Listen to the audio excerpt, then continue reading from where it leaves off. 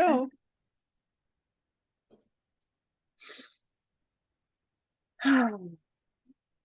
Grand Rising, Elizabeth. This is Sister Mama Hetheru coming to you live from the Ewell Circle Village Estates here in Detroit for the Grand Rising Elizabeth show, Wisdom Wednesday, June 7th, 2023. This is our first June show, I think. Anyway, Yep. It is good to be among my sistren today. We have co-host Jackie Jones from Joyzy and Sister Mama Evelyn, our creative on deck. And I, like I said, am Sister Mama Hetheru. Thank you, Queen, for giving us this day to present and bring Sister Allison Jones Turner from the Telos, and she's going to tell us what that is all about soon. I want to do a check-in, let us know how you're feeling and tell us your name and how you're feeling this morning. So whoever wants to go first, take it away. Well, I'm blessed. All right. And loved and here. Mm-hmm. All right. And I'm grateful. My day today is grateful. All right. That sounds amazing. Thank you so much for sharing and checking in. I'll go ahead and go next. Let's see. Today I feel awakened and vibrant and ready for the day. I woke up with kind of like a clear mind. I went to bed with a lot of thoughts on my mind. But when I woke up today, I was clear. So I'm open and ready for what the day has to bring. Anybody else want to go? Anybody, please. And if not, we'll check in as we go on. Let's go ahead and get to a reading for the day. Today is June 7th, so we went to the Simple Abundance book, Day Book of Comfort and Joy. I'm reading my version because Gizzy has decorated with the other. I think that was more so a spiritual thing for her to,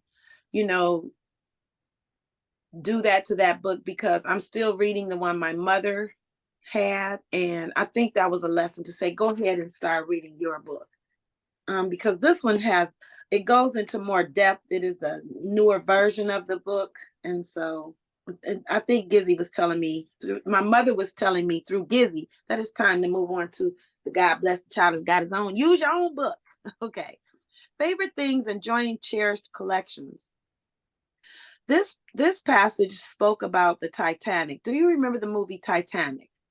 Well, in one of the last scenes in the movie, there's a wide shot of vintage photographs and frames surrounding the aged Rose sleeping that show us how Rose went on with her life after surviving the harrowing sinking of the great ship and the loss of her cherished Jack Dawson.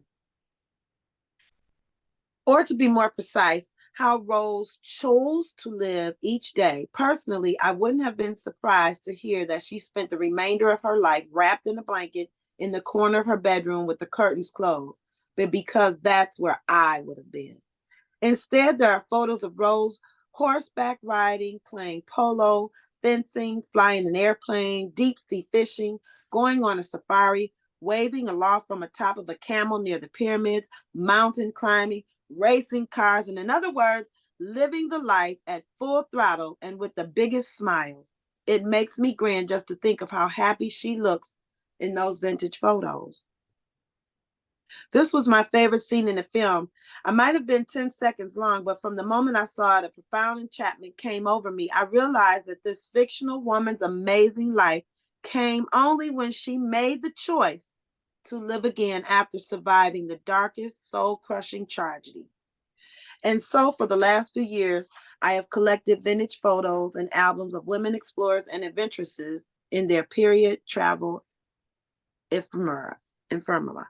So she talks about things that are that she decides to collect. And she says, when you go to buy these things, don't let on that you're really excited about it, because the person that's selling it may find value in it because you find value in it. And they might say, oh, this isn't for sale, I'm going to save this for, or the person that's next to you might see you pondering over it and say, you know, they'll pick it up and buy it. So she was just saying, just keep it, you know, keep a lid on it until you get it home, into your space where you want to collect. Now, one of the things that I love to collect, and I think I like to collect it because they're hard to break, is people throw a lot of the Douce bottles or the Don Julio bottles, black or white, and sometimes the Patron bottles. And I like them because they're very thick.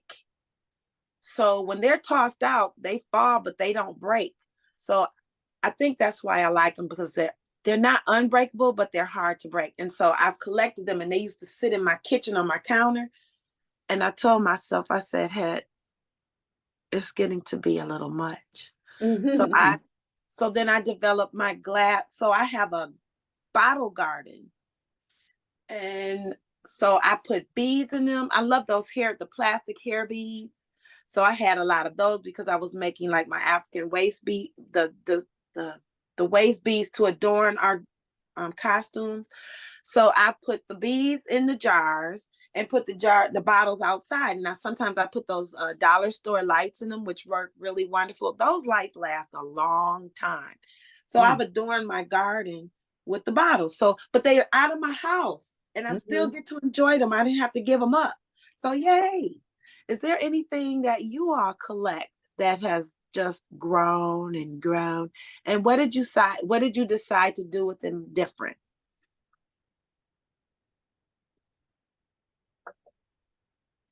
Something that you We love really have to put our thinking caps on for that. Uh-huh. Well, Mm-hmm. of late, I have realized that I have a lot of paints and I haven't used them. So this week I've been going through them, and where they're dried out or clumped up, I have to let them go. And so I have come to the decision that I'm going to purchase some more of the canvas and make a lot of canvases, and gonna have a paint party. I'm gonna paint these canvases, and I'm gonna use all my paints. All right. But I still bought some more because I love fabric paint, because I just love the way it doesn't mess with the handle of the fabric. So I did buy some more. I went on and got some, but that was for a specific purpose. But I have different paints that I've bought. I don't know why I bought them. And now I have these, I don't know if anybody heard of, they're called die cut machines. They're the Big Kick, you, let's see, you can cut leather, you can cut leather, you can, I have these words and I have this plate, and I said, why did I buy this? I was sitting there last night. Hi, baby. Why did I buy this? I don't know why I bought it. So I'm going to look for somebody I'm gonna gift it to. Somebody is into this and can use it, maybe a school or something. I've never used it. I've never broken out of the package. That's terrible. But yeah, because I watch DIY TV so much, and and what was her name? Carol Duvall. Yeah, she was my yeah, I bought a lot of stuff because I had a little disposable income because I was taking care of Dad, and I was using his money, taking eat him his breakfast, lunch, and dinner. Right. Took care of all the bills, and then I had a little extra, Right. after I did that. So I would buy stuff when I see these shows. Oh, let me buy that tool and that. Not everything, but something a thing that I thought I would do. So Right. now I'm realizing that I'm not going to do everything. And I have to let some of those ideas go that no longer serve a purpose for me. Right. And yeah. So are you talking about a Cricut or a circuit? You talking about that cutter? Well, this is a hand Die cutter. Okay. die machine. Okay. If you've ever been to Arts and Scraps, that's the first time I ever saw, you know, because the dies are like kind of half an inch thick, and the die is metal blades that's embedded in foam, and when you run it through this machine, it gives you a clean cut of whatever you put on there. Okay. And I say I have word friends. What is it? Friends, family. I have like 5 different dies. It's just straight dies. And if you had some leather and wanted to make a, you know, you have to put a little piece of leather behind it so the letters would pop. But yeah, I said, why did I buy these? So the dies are like are you punching the words into a piece of leather? Yeah. Okay. Yeah, that's how it goes. Because you put it on this plate, and you put the die up. The die is facing up, and you put the material face down on it, and you put another plate, and then you hand crank it. But Okay. they And do have electric machines. it's like a They have press. electric ones. Yeah. Okay. And it cuts out the letters, or it cuts out the shapes. Very nicely, by the way. Very nicely. Not backwash. That is it's tea. This is not water. Sorry, grandson. So that's all right. It's all right. So we have to find a home for it, is what you're saying. So Yes. yeah, Yes. that Yes. sounds good for our rummage sale. I guess we're gonna have. Okay. Are we gonna have one? Oh, really? Because I got some stuff. We can have I the got art, some stuff. right? It's So not a whole lot, but I'm gonna add to it. yeah, so But we can have when we have our art day in the park, we can also have a table for the seller to get, a little rummage sale and get this stuff on the move. And it needs to find a home. Things need to find a home. And that's what we're talking I about would love. for our collections. Yeah. I saw the pictures of your space, and I'm really excited about us having a day, because I know you do a lot of stuff during the summer, so we have to pick a day where we can just come and hang out and have good food and make it happen. Yes, potluck, bring it, because like I said, I call it a green space because it's green, it's very raw, there's no toilet, so but we can use the house for the goodies, and whatnot, but we have space that we can utilize, and I'd like to see that happen.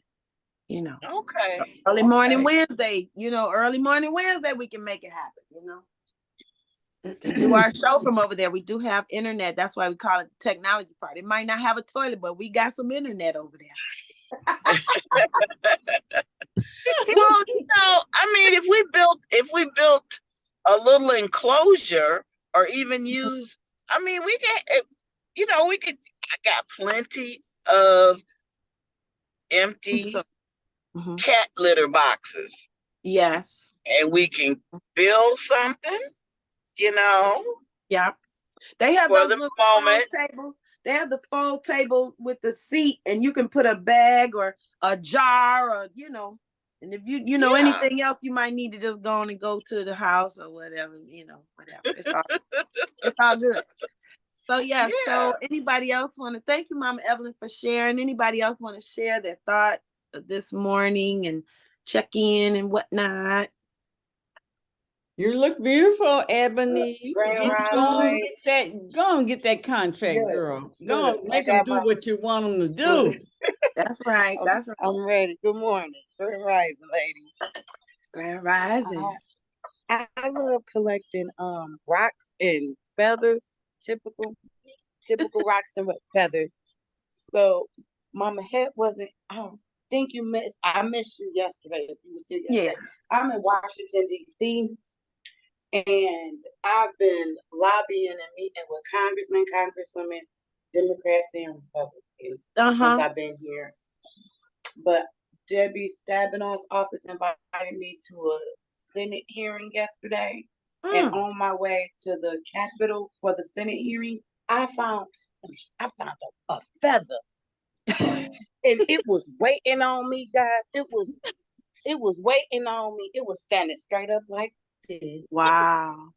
Wow. In the grass. Waiting on you. Me. Waiting on me. And look at the bottom. Don't this look like a writing pen? Yes. You could put ink on the end of it. You can show dip it in some ink. Or paint. Mm-hmm. I think the universe is saying.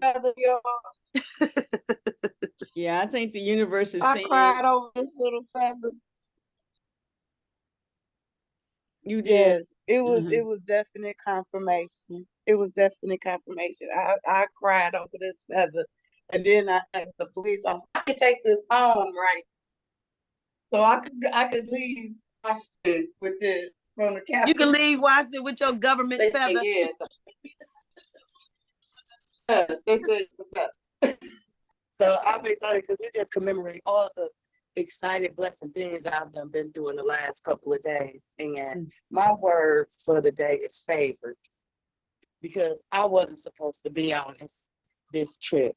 I came here off of the last intention Reverend Amani gave us with the envision something in your hand. And I got my ticket. And I've been here just crying off. Enjoy. So yes, I collect rocks, I collect feathers, I collect cricket items. Because I like the cricket. So some of the stuff I don't even use. I got cup tumbler machines and all kinds of stuff I don't even use. But I really love collecting it. I think I like collecting things that I can give to other people. I think that's my fun in the collection. That's a great collection, because you do this and you do this. Do this and do this. Keep your collection moving. I love it. I love it. I love it. Mm-hmm. All right. I'm gonna keep the feather though. I have a confession. My other collection is ink pens. It's really bad. And I know my daddy gave me that. That's my father's fault, and I love it, but I know it's his fault that I love ink pens. I've gotten a little wiser though. So what I'll do is, like when I did a health and wellness day at DSA with Sister Imani and Miss Harvey, what I did was I took some pens with me and I let the youth keep them. I was like, I got a way to get rid of it. Yes, I can do it like this. I can keep them moving by gifting them to other people. So yeah, get a collection, get a habit or collection that you like that you can gift other people. That would help. That helps make room for your others. So keep it moving. Keep it moving. All right. So we can get into a little movement. We're just going to stay in our chair. Or Allison, did you want to share something that you collect or check in for this morning? Yeah.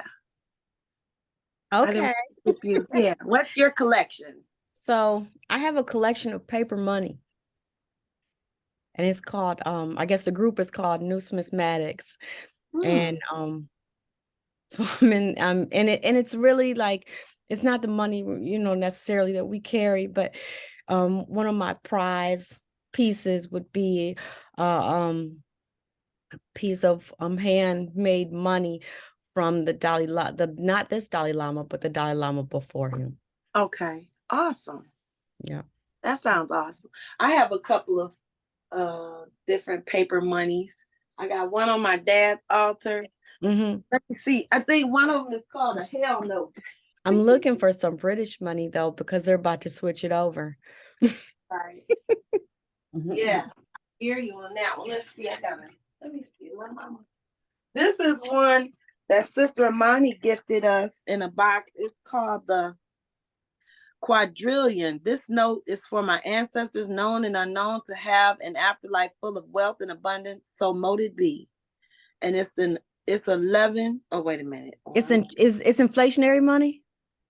No, it's I don't know. I don't know what I would call this, but Imani gave me this. Is it from Okay.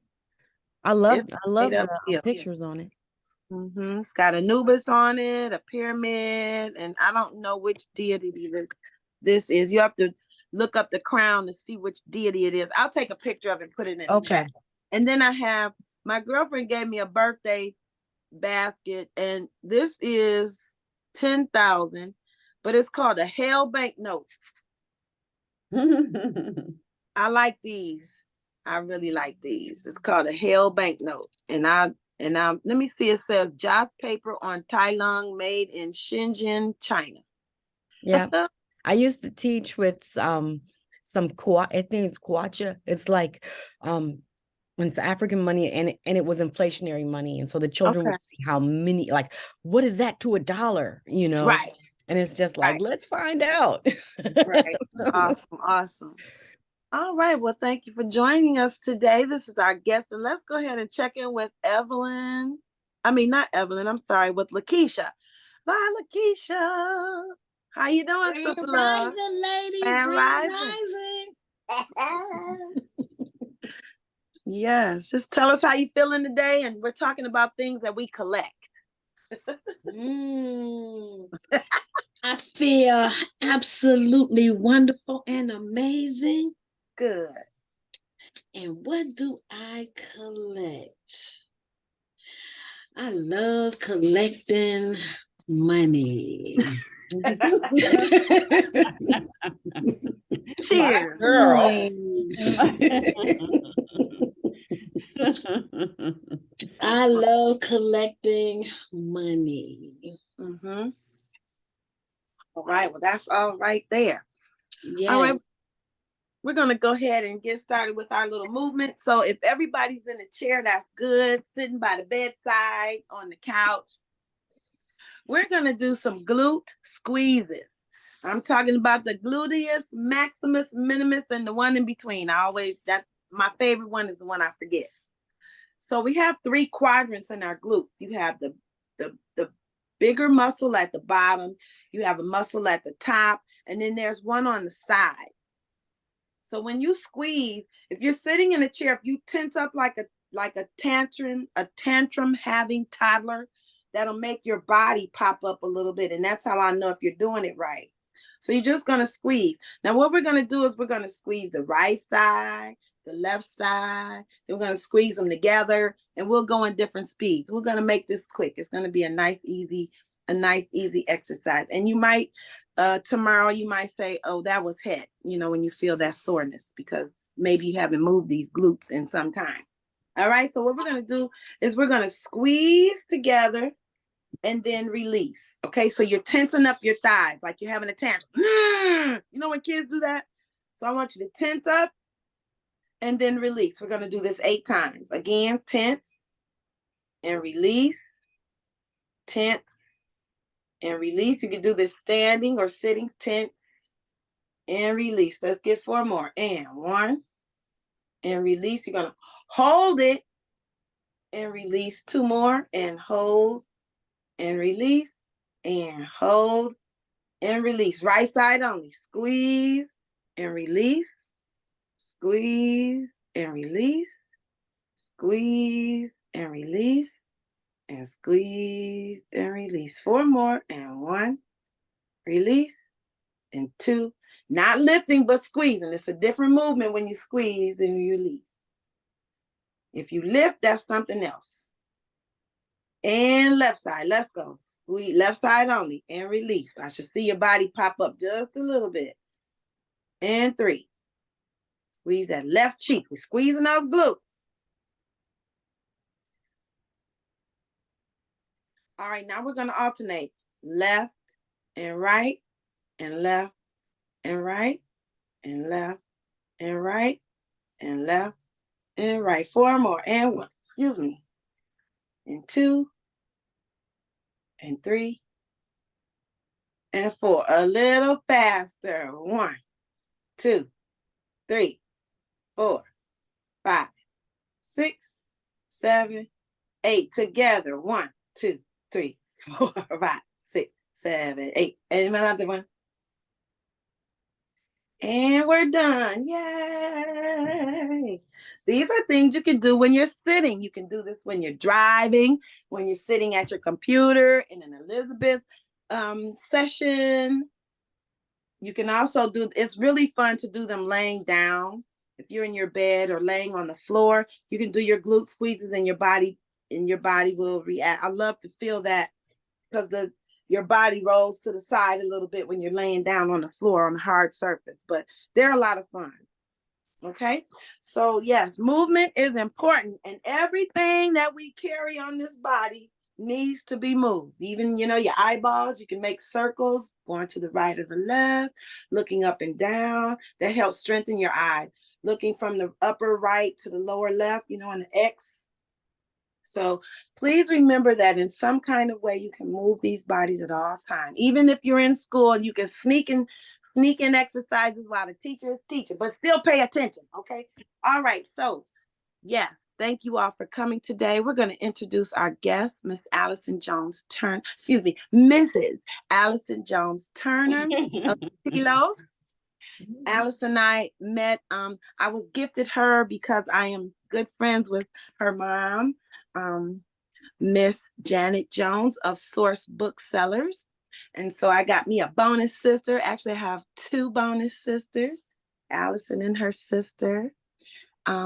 Allison has the business of Telos, and she's going to tell us all about that today. And so she is our guest for Wisdom Wednesday. Allison Jones Turner, take it away.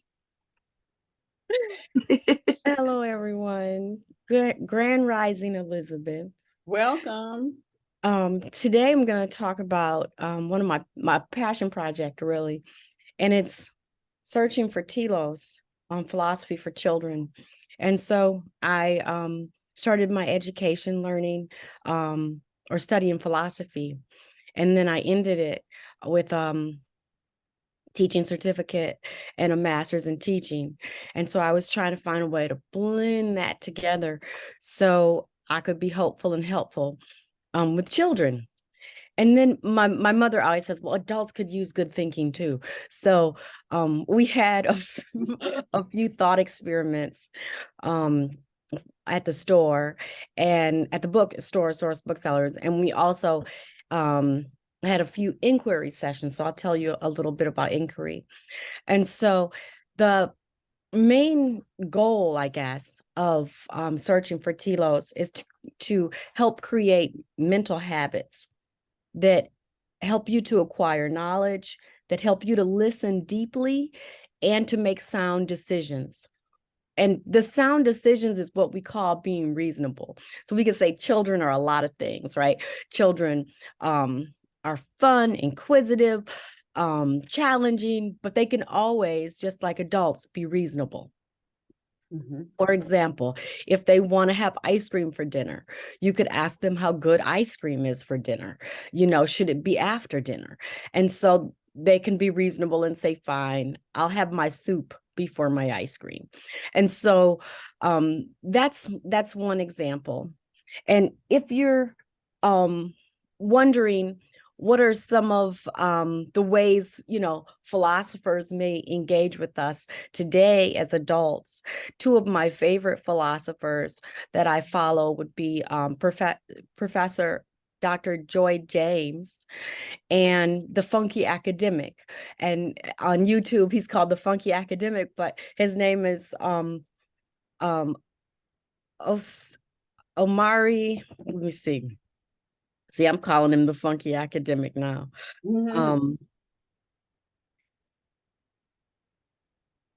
His name is Amari Osei Frimpong. And so those are 2 people that challenge me today to be a philosopher. So one thing that I did with the program is I created Philosophers of the Year. So this is Elan Leroy Locke. I don't know if you know, the DIA has like the Locke Awards for African-American artists, but he was a philosopher of aesthetics. And so in aesthetics, you kind of think about beauty, what does it mean for something to be beautiful? And then morality, I guess, along in that way. He was he studied aesthetics, and his branch of philosophy had to do with taste. So you could see him like in the Harlem Renaissance saying, you know, Black is beautiful and different kind of wonderful things. And he and W.E. Du Bois both were pragmatists. So they're like, let's evaluate how our beliefs work and if the application is actually practical. So, I mean, that's a lot of kind of technical things. So I'll show you like what the classroom may look like.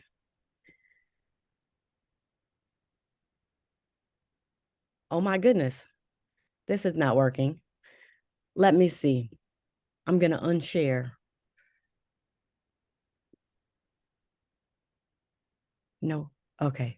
I have to take things off my laptop.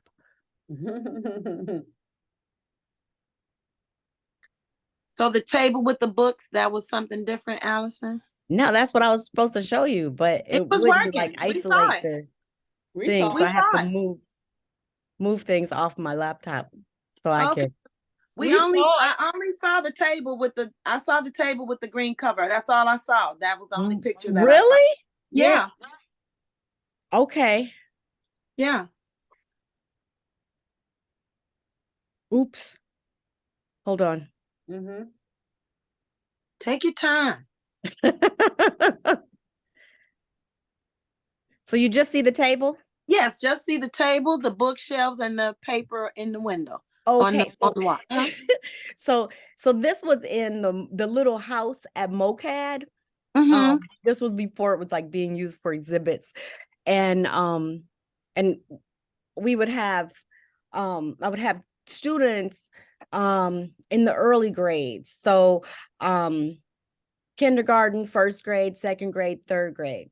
And we would use picture books. I would use picture books for the younger children. And so we would look into you could see, for example, Raggedy Ann.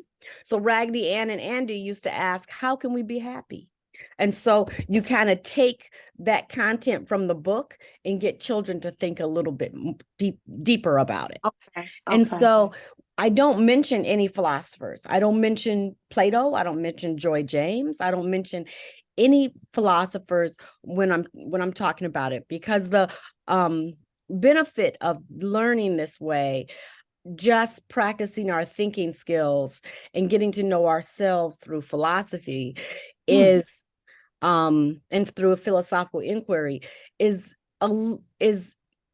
easier for them to take the skill on into adulthood and see it as valuable. Okay. And not something that someone ancient used to do and not something that's applicable for right now. And so that's why we don't talk about philosophers. We sharpen thinking, encounter new ideas, and decide what we believe and get to know others.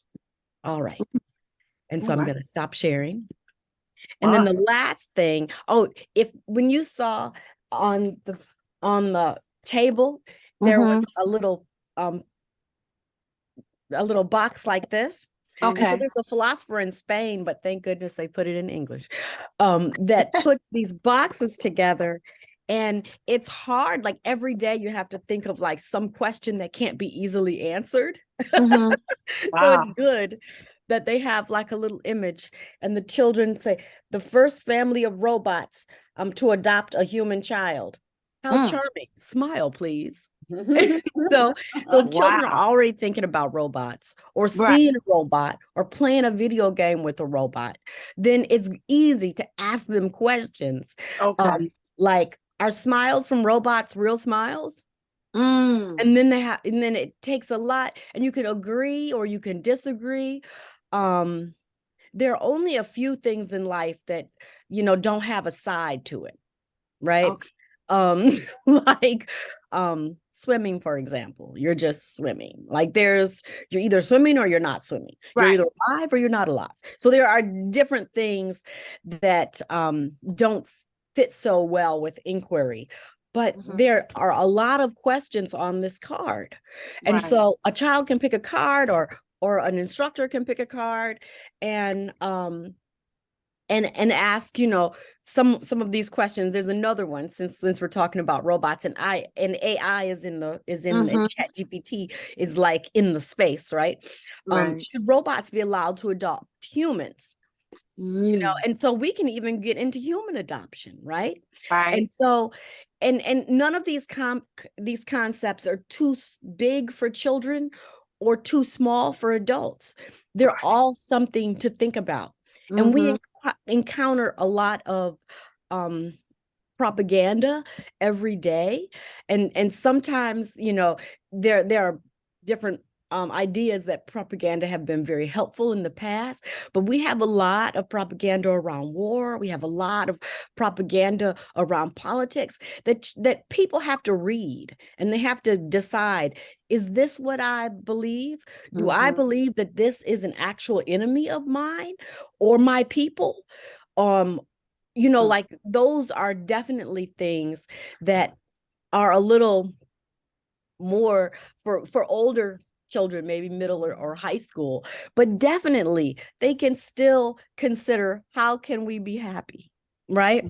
Or I mean, Toad and Frog talks a lot about friendship, right? And compromise, and how to be friends again, like our friendship Mhm. forever.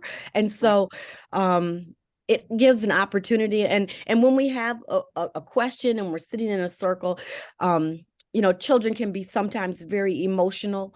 So they can turn their backs and put their thumbs up if they agree, or their thumbs and put their thumbs down. So they can't be seen making a decision. But that all has to do with, we want them to have the power to make a decision, right?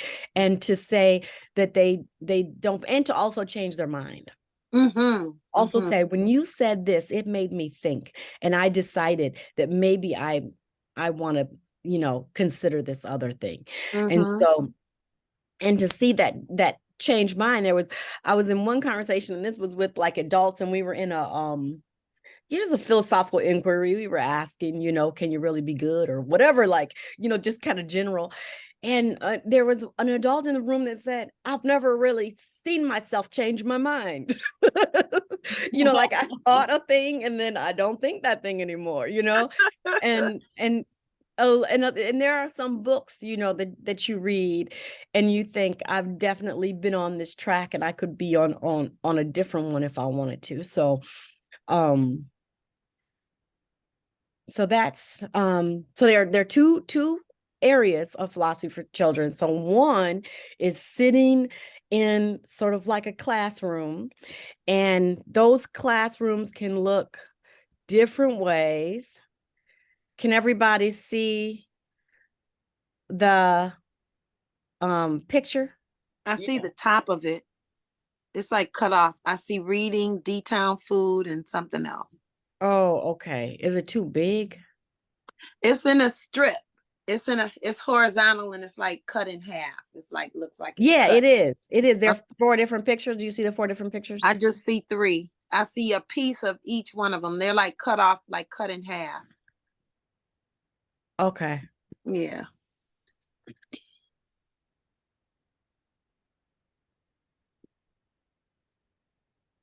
Let's see. Well, maybe I could turn mine. I don't know if I turn sideways. I don't know. Maybe if I do that. Mm-hmm.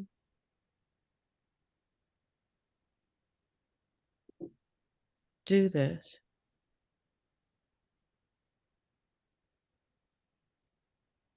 It's kind of cut off. Yeah, let me see. Let's see it again. Maybe it was just. Yes, I see it now. Okay. Yes, So. Okay, great. So we had an author at Anastasia Higginbotham, and you might have seen her on TV, or her book on TV, because the Congress held it up and said this should be banned, called Not My Idea. And so in that one, she had us kneeling with Kaepernick. It's Colin Kaepernick. And one thing that Telos is always looking for are brave books that will talk about things that people may be afraid to talk to children about, but will actually heal them or help them. And so that's that. And then Mama Hanifa welcomed me to do a project with the Food Warriors. Right.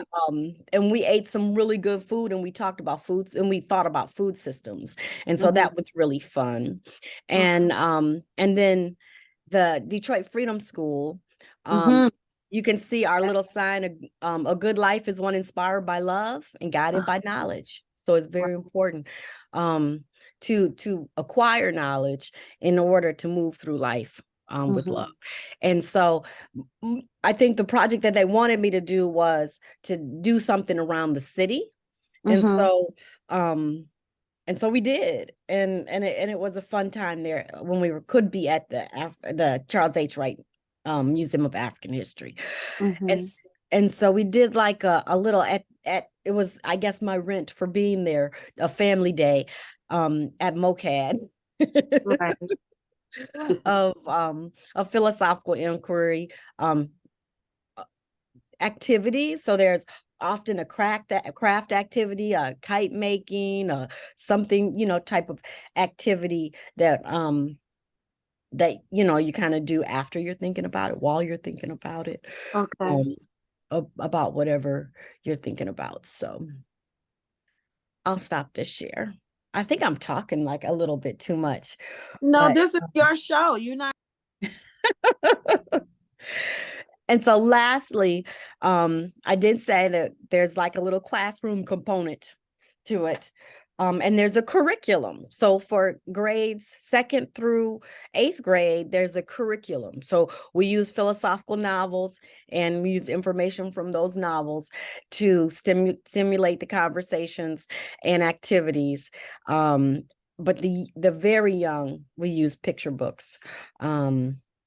Because that's sort of like the level of that curriculum. And then the second part is called Telos on the Trails. And so that's called Philosophy and Fresh Air.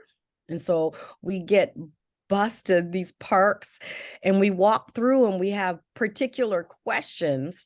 And this is when we use a few philosophers that were walkers, that walked places, or like Simone de Beauvoir, who would just walk home from wherever she was, but it does say that we were able to pull questions from Emile or from Simone de Beauvoir about being in nature, not being afraid of nature, and then understanding nature in ways that you can understand nature. So we're just talking about like Belle-Isle, the whole thing about water. Who gets water? Is the water clean? Should people be kayaking on a very fast river? I mean, that question can be answered, but you're allowed to question things that you see that that may not be philosophical questions, but are questions nevertheless.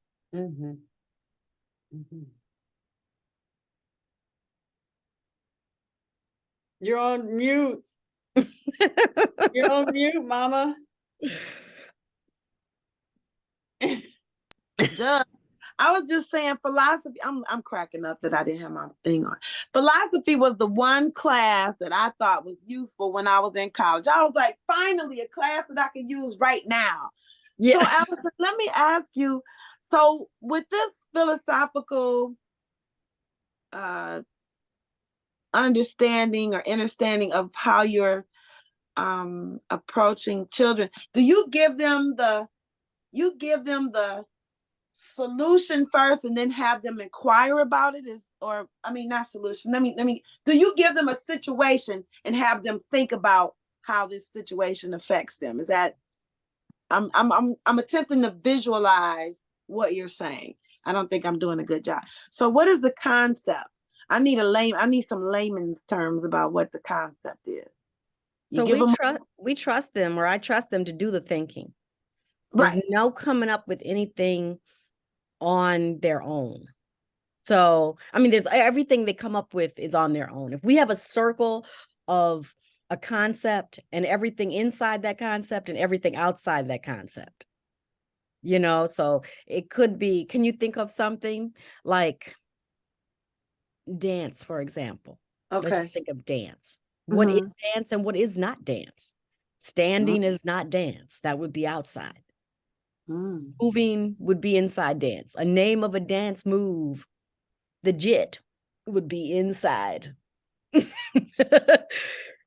that's like teaching that there are some things that are things and some things that are not that thing.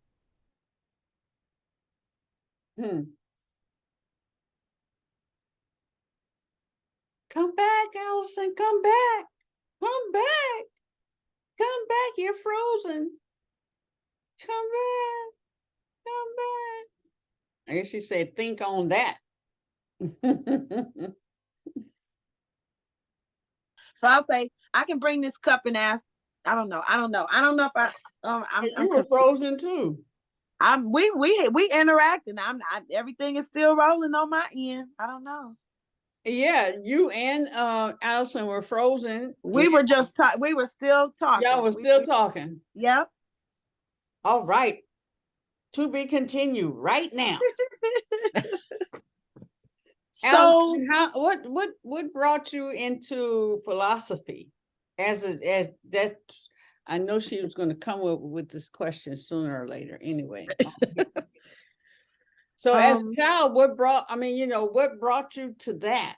What did you do as a child that was you one of those questions, follow mama around and ask questions about everything? Why? So my father was a theologian. And when I went to school, went to college, I just loved the classes. I was just very, very interested in ethics, in some of the topics, of philosophy. And then even some of the, like Kierkegaard or people like that. It is interesting because it has to do with, you can bring your own self to it. You can bring your own thoughts to it. You don't have to like agree. Our piece about, like, don't die for what you believe. You could be wrong. Like you could definitely, that could not really be a thing. Right. And then, right. One thing just about our culture, I'm always thinking like, are we free really? Like we have a long way to go, for, whatever that means in a big sense.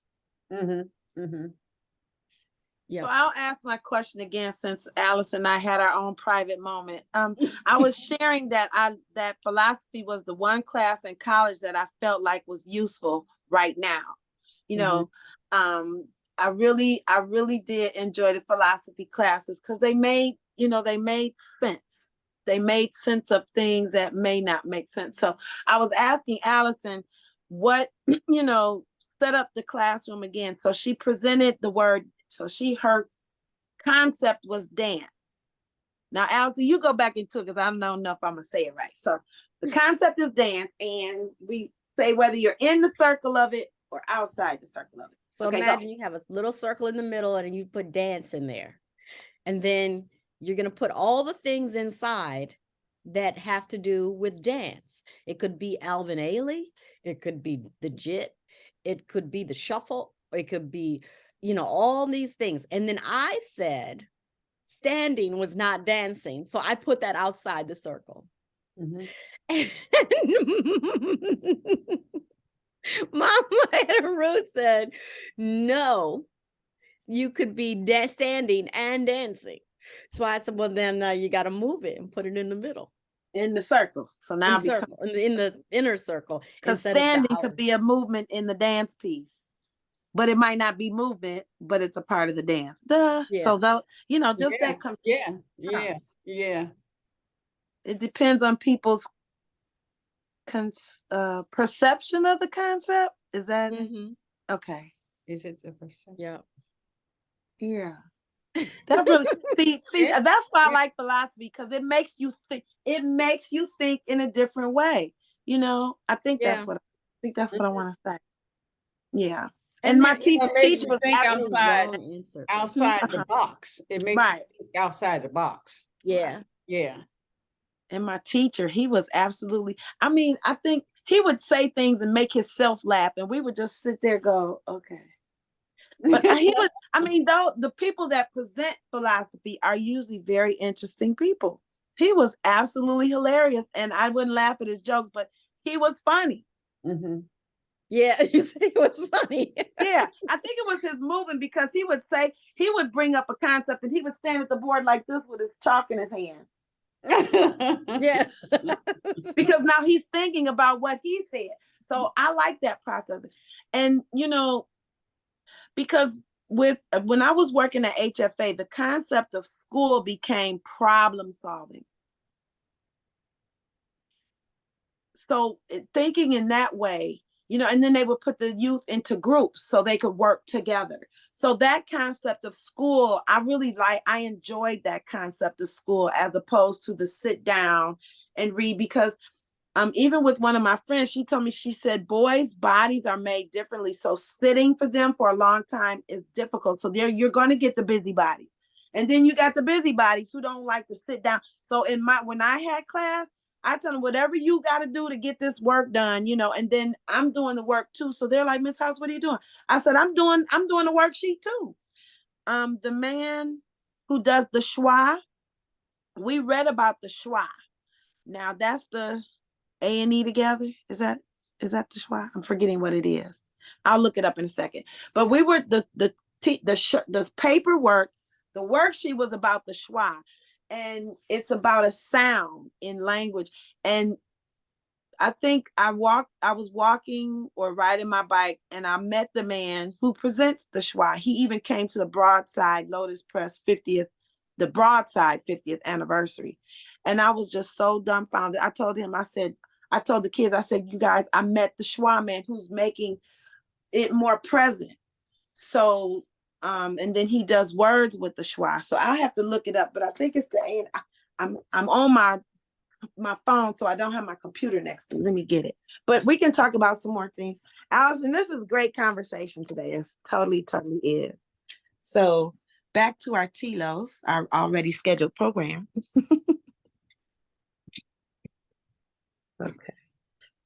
So anybody else have any questions for Allison about the philosophy and the TLOs? And am I still heard? Hello? Yes. When you say, what are TLO? You talking about TLO, LOAF? Telogium. So it's like you're searching for your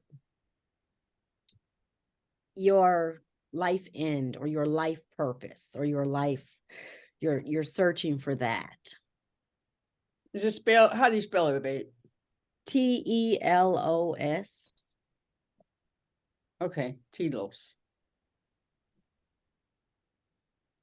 Schwa. Yeah. There is another term that religious people use to find the religious purpose. And this is not that. You know, like there's religious morality and there's social morality. So Elon Musk mentioned it was immoral for people not to go to work, to stay home. Right.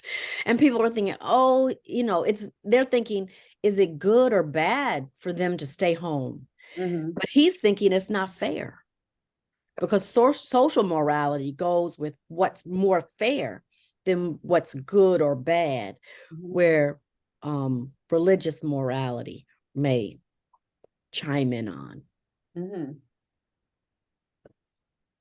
So you said Elon Musk said it was immoral to stay at home.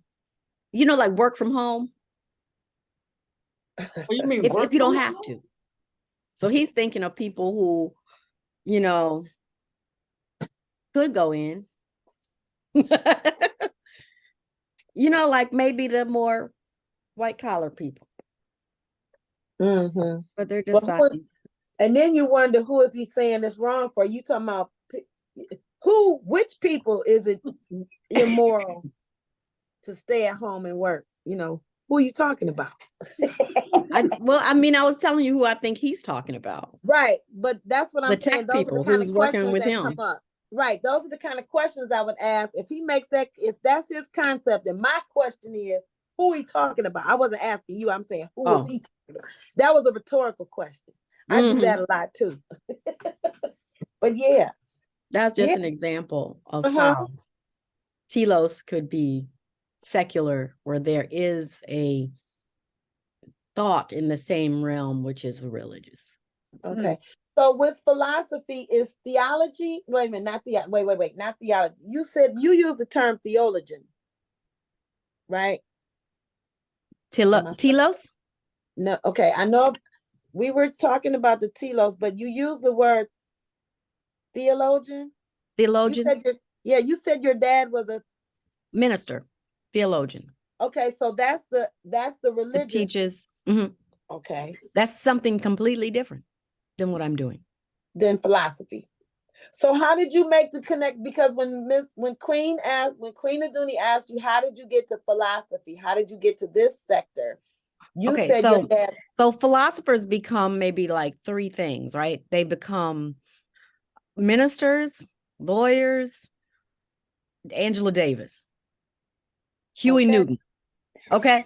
Right. So those are some of the professions of philosophers. Okay. Allison, I was thinking, and now, you know, they could be professors like Joy James in Africana Studies. Well, and they could be the baddest pimp in the world. Yeah. Man, this has really got my head. My head is running. It's all mental for them girls. You know, I mean, to get have to deal with themselves to submit, and have to come in to change their minds. You know, other than beating them. Yeah. And then that's a submission into that man's philosophy. Right. Or woman's philosophy. Right. Wow, my head is so full. I'm loving this. It's really stimulating my mind. I probably should have gone to school for philosophy. It's really fun. But Queen, I would say you are a philosopher, because this whole concept of what you put together with the Elizabeth, it is you are. That's for you. That's a platform for everybody to say what they got to say. No judgment. Yeah. And I think that's why children are so good at, because they don't, when you reach somebody before they've been tainted with all this, but I don't even know, is there such a thing? Because now babies, when they come out the womb, they're taking their pictures and putting them online, they're that digital fingerprint, if you will. Because I know with Isis, I didn't want her to have a cell phone. I wasn't doing the cell phone with her. And because she went out to a school that was much further away, my sister was like, oh no, she's going to have a phone. So that changed. And then I said no social media, and then Hetheru said she could. So, but she's very much so a different type of youth. And all of that she's learned and grew up with, that's all in there. But she operates in a different way than I noticed some other children. She did not listen to certain music as a youth, but now she may be moving into it. She's an adult now, and I noticed that she listens to different kind of music. She said, oh my, we're not going to listen to that, and she'll turn the music off. Whereas when I'm looking at other people, the parents and the children, they listen to the same songs, and I'm like, ooh, my goodness, I don't even want to hear some of the songs some of the children are listening to with their parents playing the music. But just how we indoctrinate our children, and what they get home, and then when they get out in the world, it's different. Because Isis came home to me, she said, Ma, I want to go to a different setting. I want a more diverse school. I want to go somewhere with some difference. Because she's been in all and weren't all Black. There were some children that were not of color, but she's mostly been immersed in African studies. And I don't mean that in the words, I mean that in the actual happenings, because that's two different things. And then she moved to Henry Ford Academy, which was more art. Everything was the art was the concept. And then they did the English and social studies and whatnot. And then she was like, I want to go somewhere else. And I was like, well, I need you to pick 3 schools, and she picked one, and that's the one she stuck with, and that's where she went. But she's very headstrong about things like that. So she got a taste of the rest of the world, if you will. But she knew that for herself, that was what she needed. So we supported her in that. But yeah. Whew. But the children are so tainted, the younger ones. And when you ask them a question, a matter of factly, they just, they'll just give an answer. Because they don't have all that weight that we have. Well, some of them, that's inside. I have to put that back inside the circle. It's not even outside the circle. So Allison, let's continue, honey. I was looking for my little book. And so when we watch like the news or TV, it's good to realize when there's like an appeal to fear, it's someone trying to frighten you with information, and should you be afraid? Like, maybe not. Maybe the dollar's over, like maybe it's like something, maybe you just should not be afraid. And then there's all kind of tactics like distractions, like scapegoating or different things that can happen in the media. So it's important to either notice it and then, kind of step away and either change your mind or thinking about it, or get news from somewhere else. Yeah, right. Allison, what was your experience from what you do during the COVID happening? How did you work with people? What was your experience of helping people through that? Like what you said about fear. Should you be fearful or not fearful? That kind of thing. And if you are, how do you handle that so that it doesn't overtake you? And then if it overtakes you, how do you handle that? And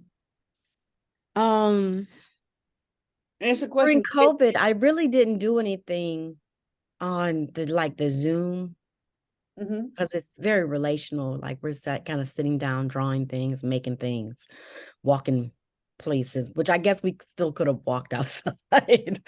But children, I think they were very over, Zoomed and all kind of things. Yeah. So I took a bit of children. Huh? Let me get this. You deal with children. Okay. Yeah.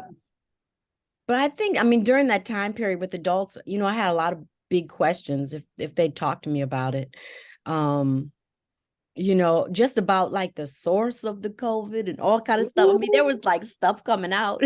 I was just like, wow, do you believe that? Have you ever seen a penguin or whatever the animal they were talking about? Like, have you ever seen this?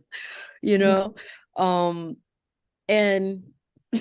even like 1918, the way the flu happened or whatever, like different pandemics, we can just say, it happened like that. Didn't necessarily have to be a weapon of any kind.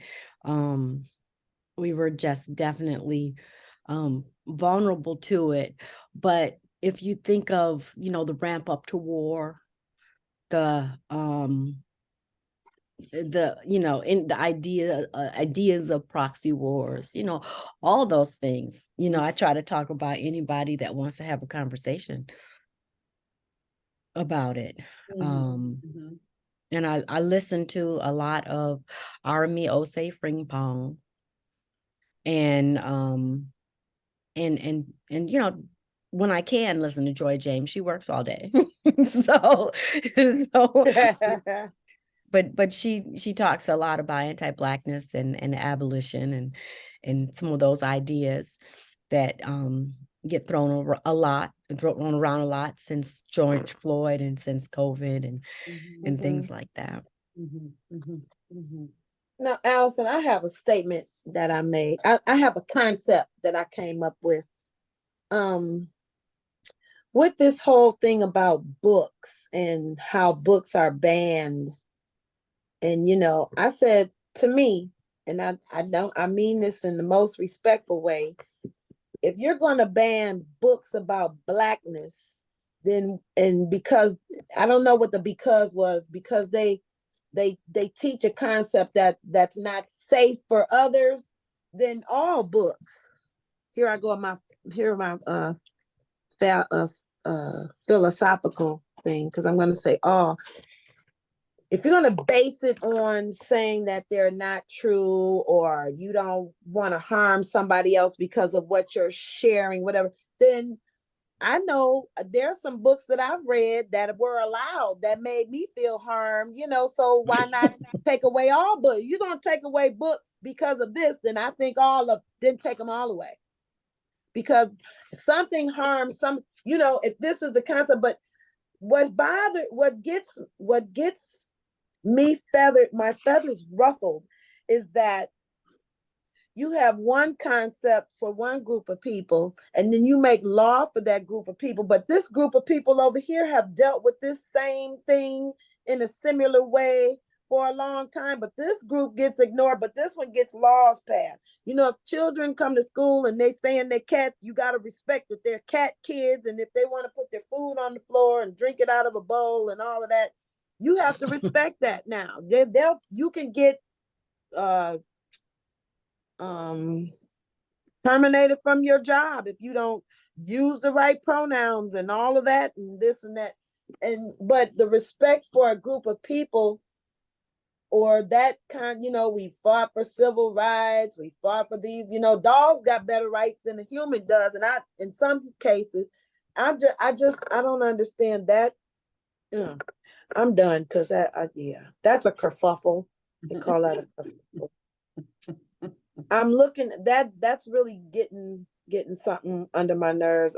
I remember one of ISIS's teachers, she decided to show the movie to How to Kill a Mockingbird, and a student, her classmate is another student from Insortima Institute. So the child asked the teacher, if they can call me niggers, then how come I can't call y'all crackers? And so the teacher sent the student, and she wrote her up and suspended her because she said that. But you're playing this movie. I was like, did you let the families know? Did you even let the school counselor know that you're showing this movie, so the children, if they need to talk or feel some kind of way about what was presented in this movie, or you just using your nest to play this movie, and you thought that it was important to show this particular film to this group of children in this area? I really wanted to address it, but how come one thing is okay and the other is not? And that's, to me, that's philosophy. You can use and clump us in the word all, and there's not an all of anything. I mean, even that statement is philosophically, challenging. But well, I mean, I think everything that you're saying is posited in the question, should books be banned? Right? And so you rest on the no side. And then there are the people that rest on the yes side have to argue that. But mostly the smoke of a political tool seems to be there. Right. That part. Like, it's probably not even a thing, because publishers are too hungry for money. They still print Black Boy and all of Toni Morrison's book. They've been banned and challenged since printed. So we don't have to really worry about. Right. But I'm reading that they're putting librarians in jail because they are circulating banned books. Now, where are you gonna search? Where are you gonna ban books? Are you gonna? I mean, what the Well, heck? librarians work for systems, right? So they can't do something a system doesn't let them do. Seems Ooh, like some weird news. Yeah, yeah, it just, I mean, you could shut down the whole system but there right. aren't a lot of independent actors in Ooh, like libraries. right. But they act, but they be acting. Mhm. Wow, I love it. My brain is so stimulated right now. Whew. Anybody else got tinkering going on in their mind? Share it, share it, share your thoughts. Let's talk about it. Ebony's in a great place. She's in DC. What's that? What's Yeah. that? What's that? What do you call it? What's the not the weather? There's a term that I want to use. What's the climate there? Not the physical climate, but the energy climate I that you're know what you're sensing. talking about.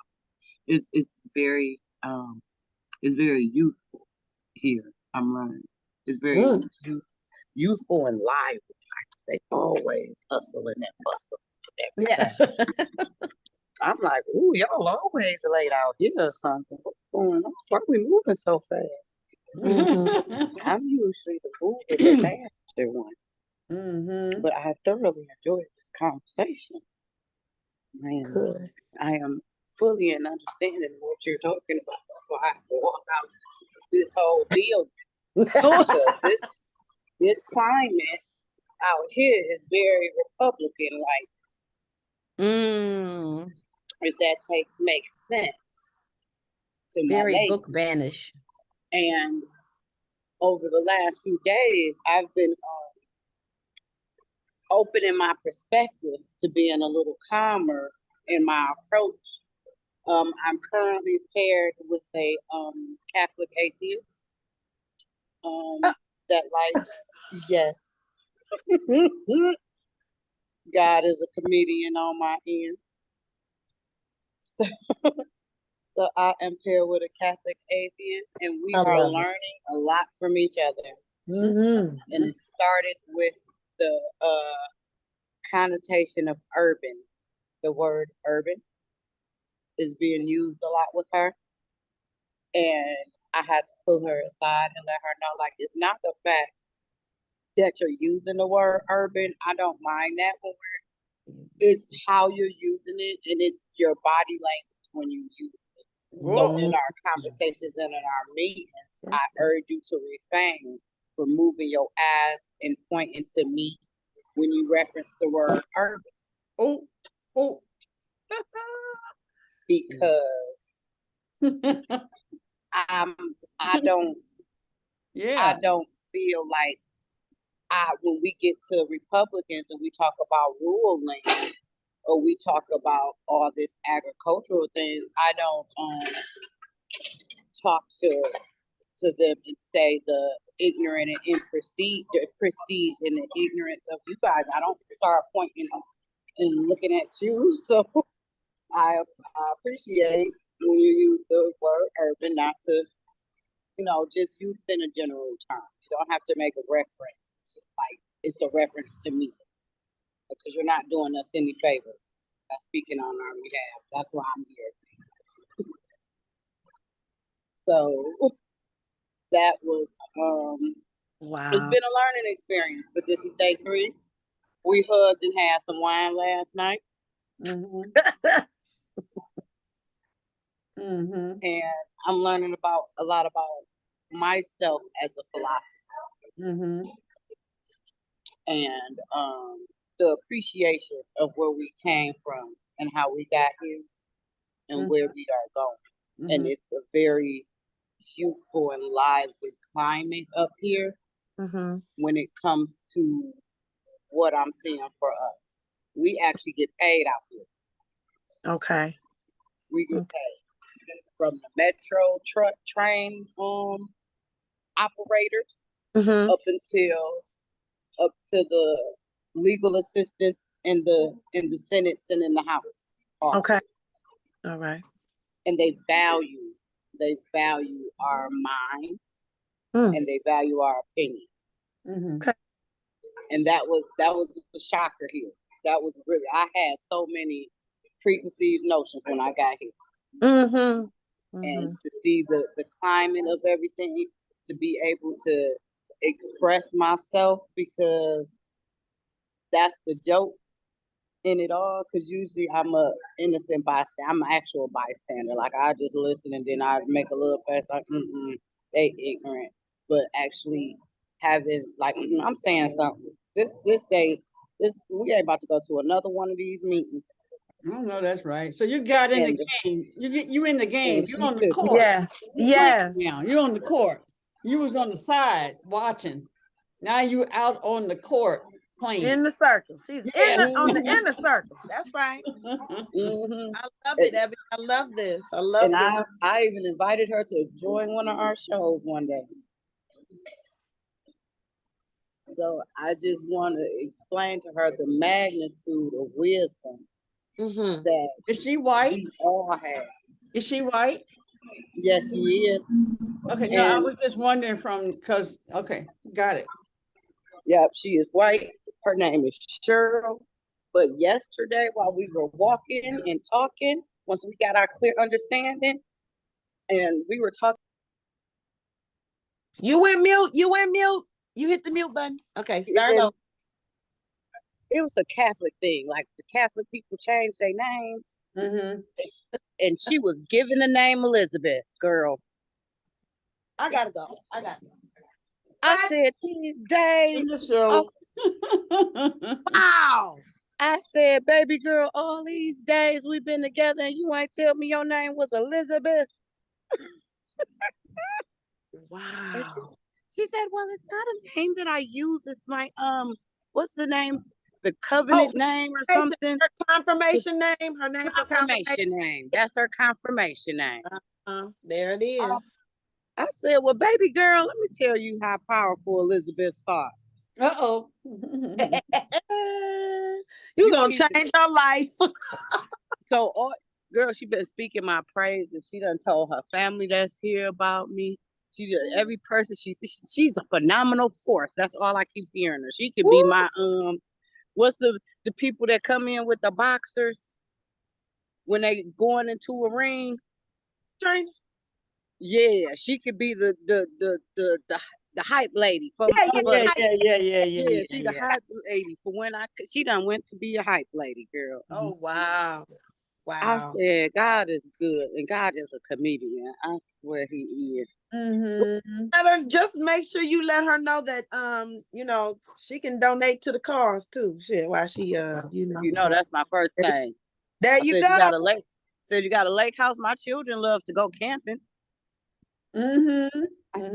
I said we got some ladies. We love to go and hike. You have rural land. That's how we got on the conversation. Yes, he talked about rural. I said, oh, you have rural land, huh? You better use words and terms, Ebony. I'm loving this. I'm loving this. Ooh, evolution is awesome. She done found me. Hi, Cheryl. Here I come. Lord. So who do you see today? Who do you see today?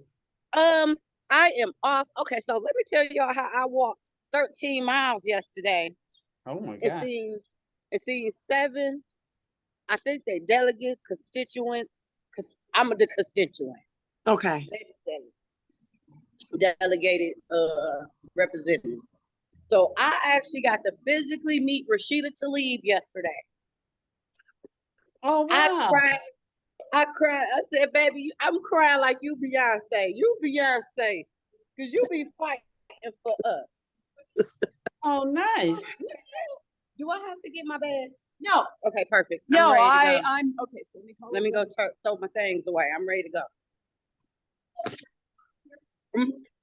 Yep. So yes, I got to see Rashida Tlaib yesterday, and I was so excited. And then I met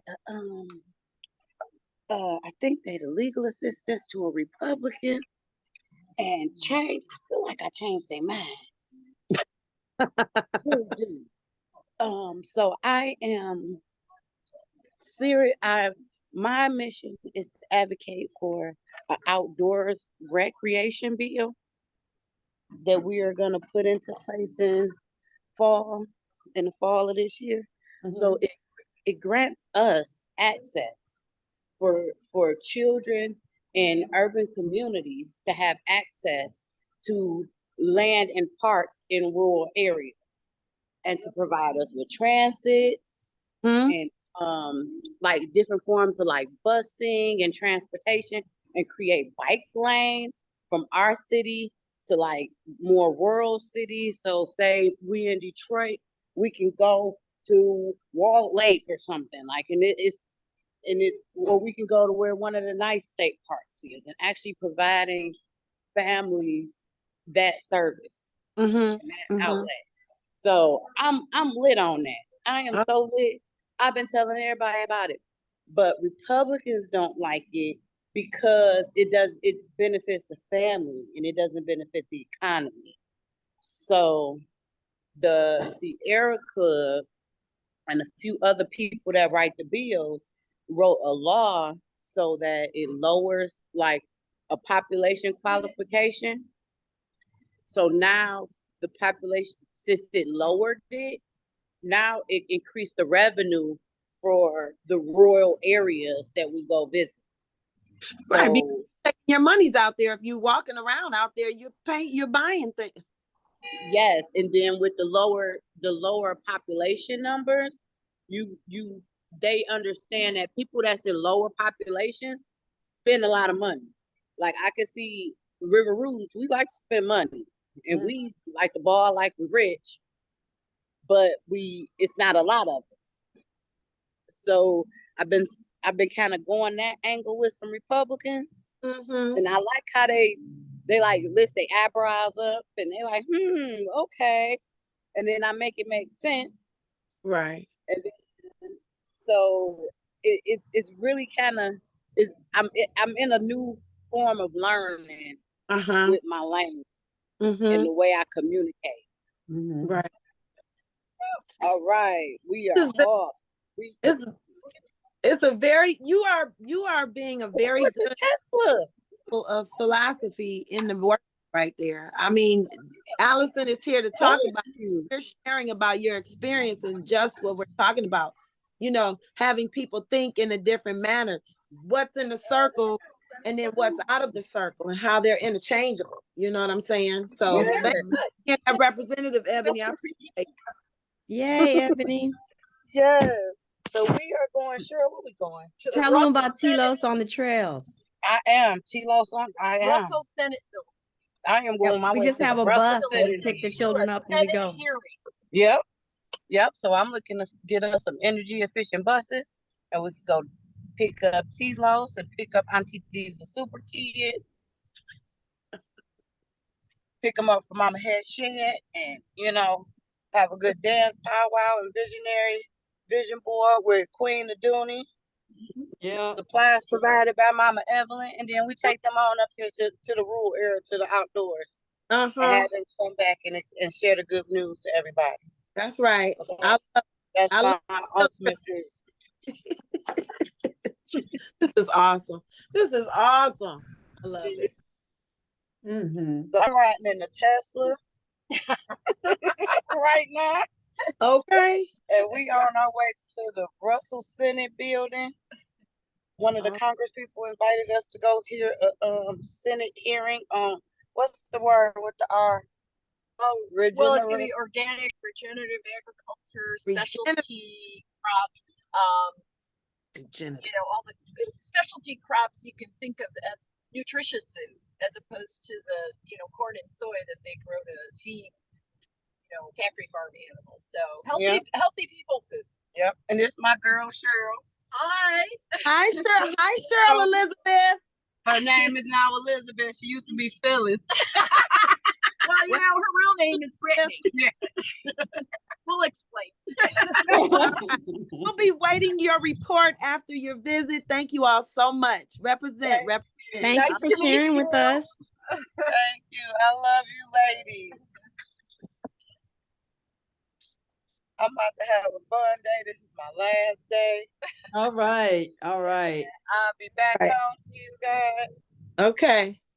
We'll I see you. love y'all. Love you I can't too. wait to hear the rest of this video. It Mm-hmm. was nice In meeting you, control. Allison. Control the mass. Control. And I hugged myself in the world and sprinkled all of the Elizabeth juice all over it. Yes. All over you, girl. Sprinkle it everywhere. Yeah. Yes. All right, peace. All right now. Take care, Ebony. Wow. Well, Okay. You knocking down doors and come on now. That's all right. This has been so enlightening. So what's on the agenda next? What is the next event for the Telos in search for Telos? Well, I think this summer we're gonna do the philosophy and fresh air. Okay. And then I don't think I'll be going back to the museum. So I have to think of another kind of creative spot.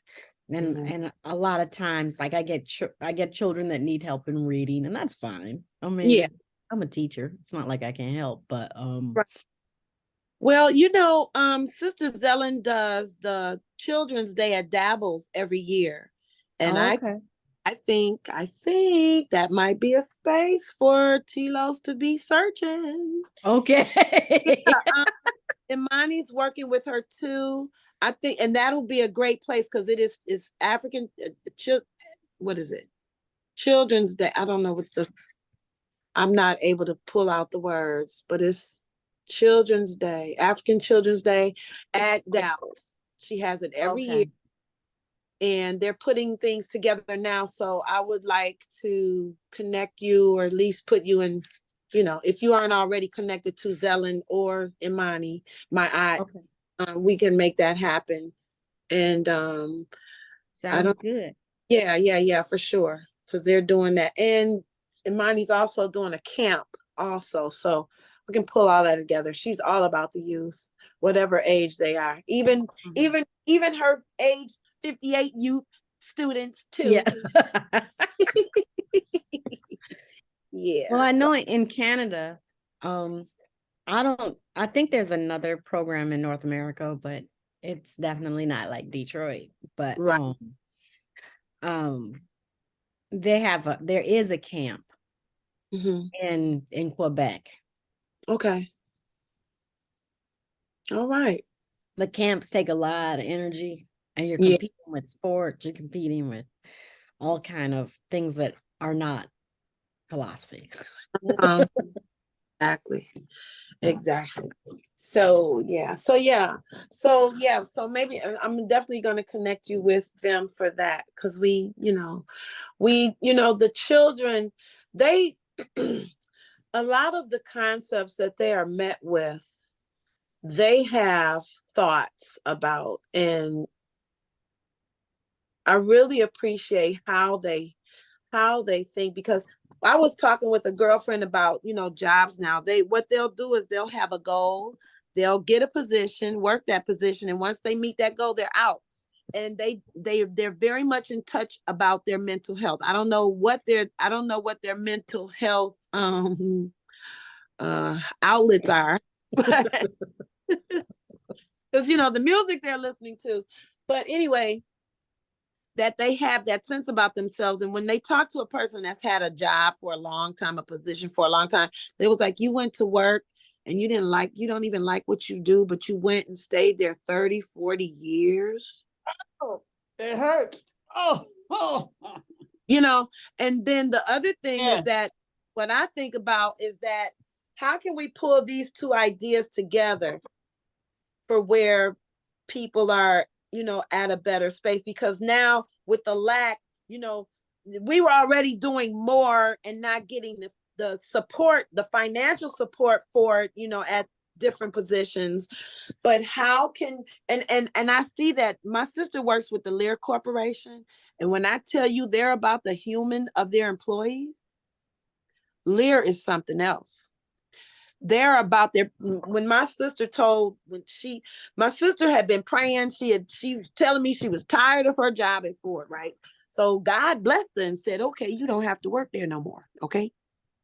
I said, now you might not have liked how it happened, but I remember the days that you told me in my ear, you like, I'm tired of this job. Blah, blah, blah.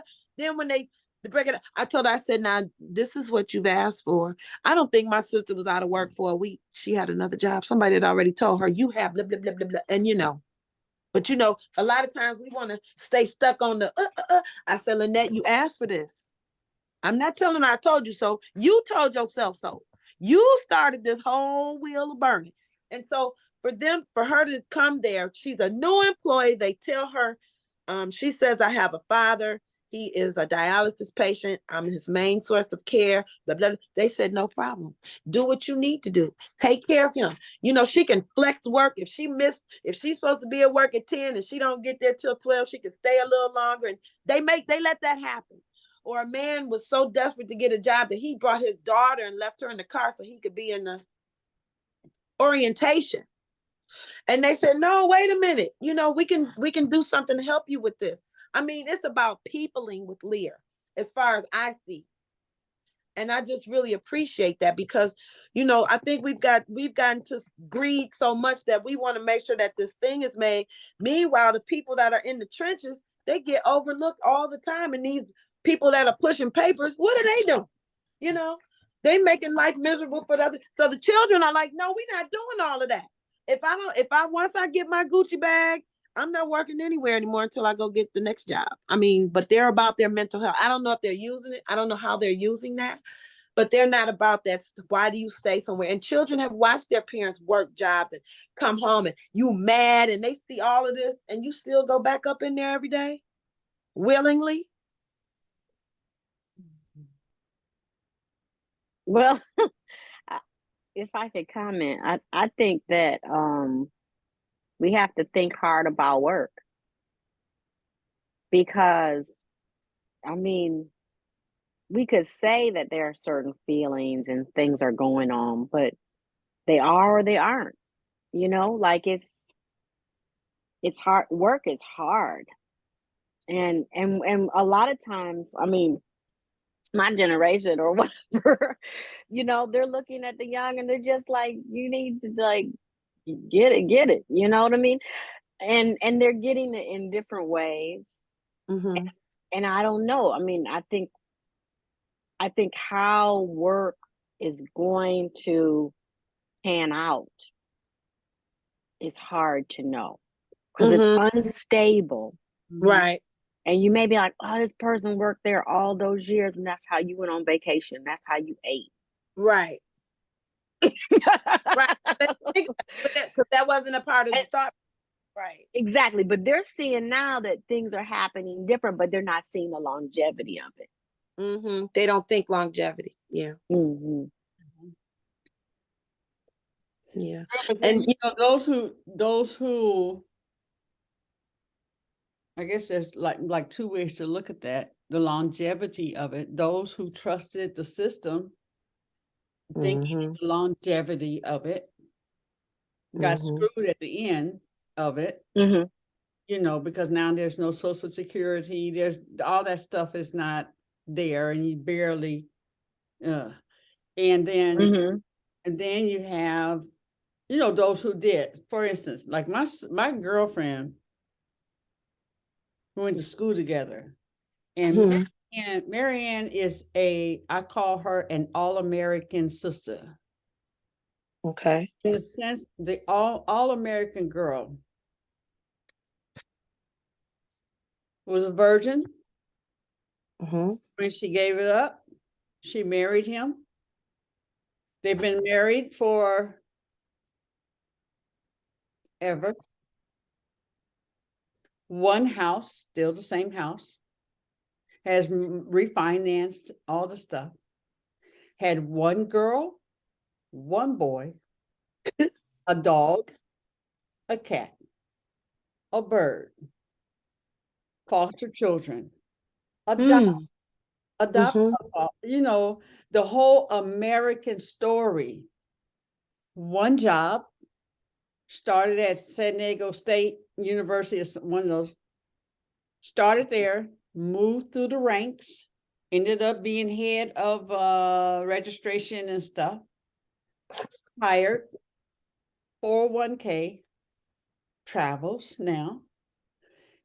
You know, all the all-American girl. And so she thought I was laughing or mocking her when I would say that, you know, and I said, no, because I'm the whole total opposite.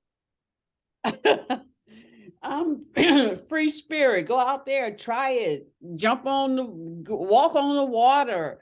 But you know, I don't have the 401k. I don't have a big retirement pay. I don't, you know, all those things. So yeah, just, you know, what is the good and the bad of either one? You just have to, whatever works for you, and then you're dealing with whatever's left. My husband worked a job, and then right at the end, ended up getting screwed, tired of it, was messing up too, you know, because you get to a point after all those years, it seems, you just don't want to be there, and you just, you know, and then whatever. I'm just saying. I think work and capitalism are different. And so what we're mad at is the work. What they may be avoiding or manipulating is work because of this, because of capitalism. So that could be, you know, what it is. You know, and a lot of times the work that we're engaged in is often capturing. Is that a way to say it? So it extracts from you and captures you in a certain thing that you feel like you can't get out of. Yes. Sort of like your sister, you know, where she's just like, I hate this thing, I can't get out of it, you know. But then when she spat out, you know, it's sort of a crisis because that capture, you know, the inside gave you different things, although you were giving it more. Right. So yeah. That's something. Yeah. Grand Rising, Edwana. Hey, Mama Edwana. Grand Rising, ladies. I was just writing that in the chat. I'm so glad I could catch some of it. I was just saying Grand Rising, everyone. And it's also just wonderful to see you all this morning. Give thanks. You're quite welcome. As I start my morning, I missed most of what you all have going on. Do you want me to give you just a little sentence of Searching for Telos? Philosophy for Children? Okay. Great. So it's a program for children 4 to 15 that and can be used with adults, but it's to create mental habits that will enable them to acquire knowledge, to listen deeply, and to make sound decisions. A lot of philosophy is deciding what you believe, why you believe it, and also are you working with others, for others? Is what you're doing productive? And we have Elaine Leroy Locke here, who focused, he was born in 1886 and died in 1954. And our Detroit Institute of Arts has the Elaine Locke Award for African American artists. And so he was a philosopher that really believed in aesthetics, or evaluating or thinking about what is beautiful. And that's, we would do like a little philosopher of the year. And that's one of them. But in the program, we don't talk about philosophers. We practice thinking. Yeah. That's a higher, using just, you know, your higher skills, your higher self and that thinking. And I trust children with that because they are already born and equipped with those skills, just learning to manage them. And as an educator, I would approach my students and say, you know, after they quieted down, I'd wait, said, I can't make you do anything. And I've shared this before. And they would be, I said, well, I can't. But if we work together, I can share some skills with you. And as you began to master those skills together, we can go forward and gain some other goals and skills. And that has worked very well for me because I trust, they trust it. And so this is synergistic. If I'm making up words now, Yeah. I like the synergy on the telos, period. And so just connecting how it worked for me and branching out and learning more and being quiet now. So I can keep listening. Yeah, Allison, I wanted to share that Edwana in her teaching, what she does, she works with healing sound bowls and has brought that into the classroom. And the effect of that, I'd like you to share the effect of the sound bowls with Allison Edwana. Well, the very first time I brought, I had a tabletop gong in the classroom, and it was curious. It would get their attention. That's really a healing tool. When I brought the singing bowls, one kid, I had some really interesting cases, but this kid just said, hey, this thing actually calms me down. This was a second grade. He felt the effects of it. I loved it. He was so brilliant and still is. And it was just hilarious. And I watched, I looked, and I began using it every day, making it a center. And this one kid, I promise you guys, I could set the clock by the time he was going to fall out in the floor in the middle of everything, screaming and kicking. He became the center captain. He showed people how to play this singing bowl. And in fact, when he just thought he was a little bit he went from falling out screaming to, excuse me, can I go to the center because I need to get myself together. I'm like, stir it up, go for it. Wow. And honestly, administrators would walk past my room and peek in, like, because they knew I had that class. Because September 24th, I was teacher number 4.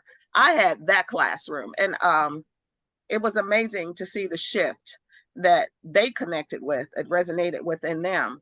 And even though the school had a new person that was going to be bringing new skills with centering them, it just, I didn't see it come together. In fact, that guy ended up leaving before the school year was out. So they I said, maybe you should come into the classroom and sit with us a while. But honestly, I had a friend bring in her big gongs and gong for the lower grades. And honestly, to see the adults walking through confused, they didn't get it. I did try to make that big connection, but the children got it. And some of their parents got it.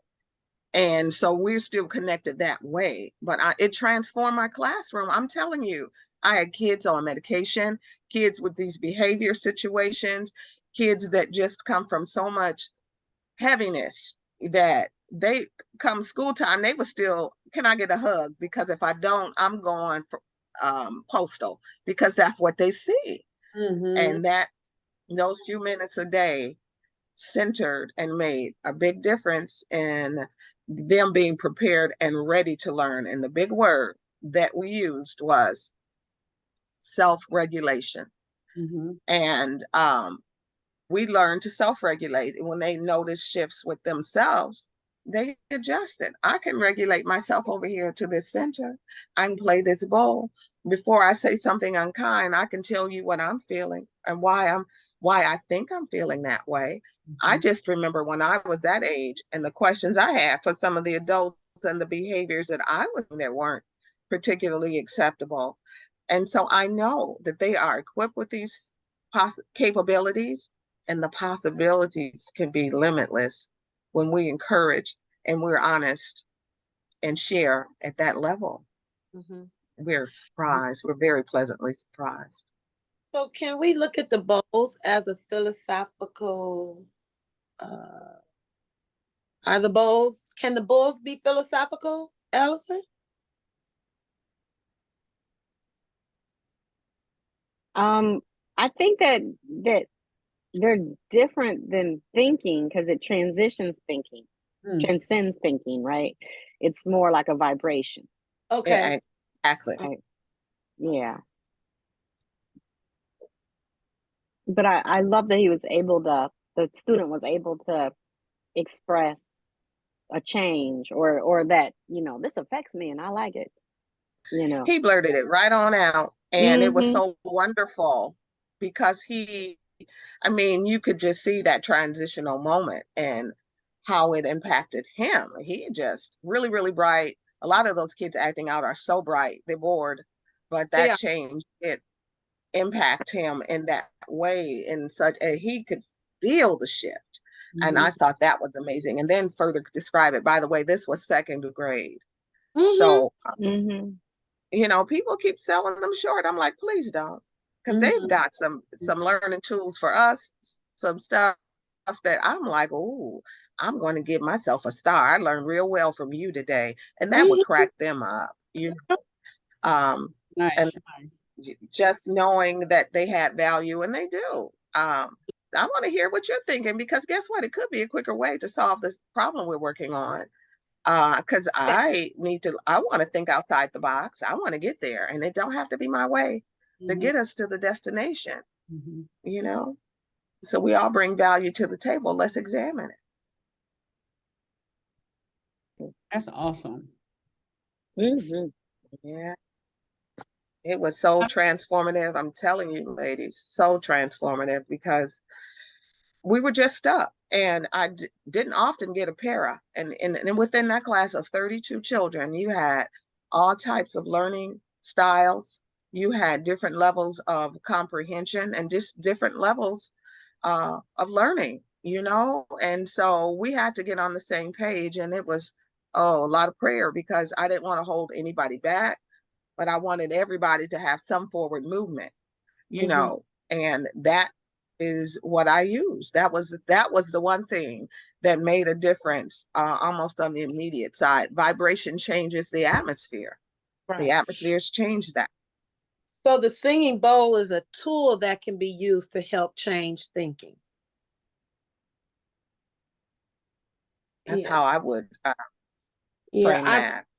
I found that with the the bubble packing. I use that as a concept tool of changing thought. I used the 5 rights and also yoga. I've gone through a class and had everybody sleep in the class. Everybody knocked out except for the one little boy. The Miss House, I'm not doing that. And he sat, but he was sitting there like, dang, these people are really asleep. But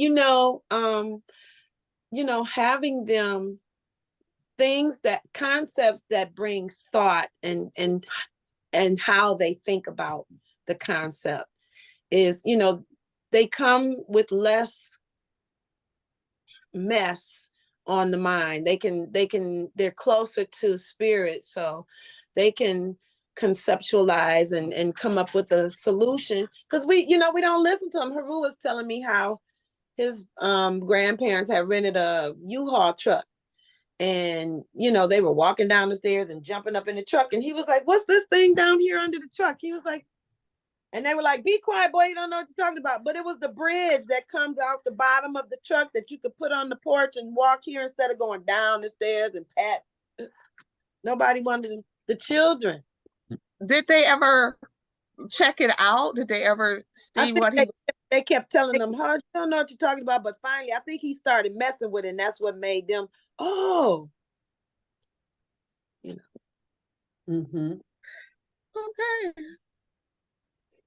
Okay. Allison, thanks for hanging the entire time with us. Thank you for having me. I want you to give us one more concept to think about. We got 2 minutes. Give us a concept, and let's do let's do an exercise. An exercise? Let me see. She went to her. You got your card? I got my card just to think. Mm-hmm. And ladies, I have to be at the doctor's at 10:30. Okay. Okay. I finally Okay. put the bottom snap. Okay. So I have to leave, Okay, but we have 1 minute left. Yes. Let's go with Ann. All Can right. we be happy? I'll be happy. Can we be happy? Yes. We Yes. can. Yes.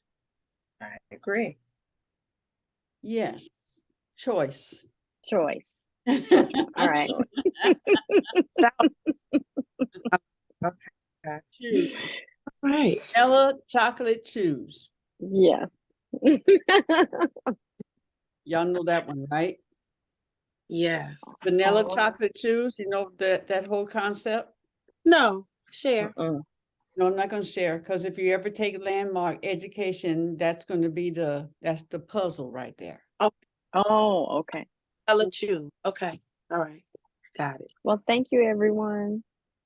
Thank you, Allison. I got Thank you. I got your name down here for some things because I'm really I want to do an expo for family owned and operated businesses. So Okay. the whole family. Okay. That. And I'm putting down here for the children, or even if it's not that, but something for them thinking or creating outside the box is kind of how I'm going to think about it right now. Okay. But Allison, bringing the families together and specifically for the children, you doing a session, Edwana doing a session on, centering themselves and the children. And I have a friend called what is her last name? But she teaches math by movement. Oh. Phenomenal. She's gone all over the world. And so I want her to come in and show us how to do that. Physically, she had them, okay, you get over here, these kids over here, you get over here, and they learn math, the intricacies of math through that. So different ways to approach. Yeah. Approach life and stuff. Yeah. All right. Give yourself a big hug. Good show. Great show. So much. Thank you all. Stretch on that back, that spine. Yeah. It's good. Hug the world because we know they need it. Mm-hmm. And then sprinkle goodness all over. All goodness, love, prosperity, healing, all that. Come back anytime, Allison. We're here Monday, Friday from 8 to 10. All right. I love the group. Thank you. Thank you so much. So much.